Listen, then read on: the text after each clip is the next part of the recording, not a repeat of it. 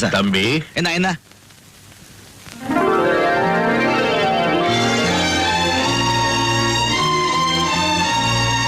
உன் பேர் என்னப்பா? ராஜா. உங்க அப்பா அம்மா உனக்கு நல்ல பேரா தான் வச்சிருக்காங்க.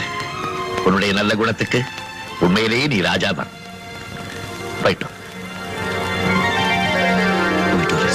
சொந்த கிளிதான் தேடும் இந்த பறவை, கண்டும் அதை சொல்லாது அந்த பறவை.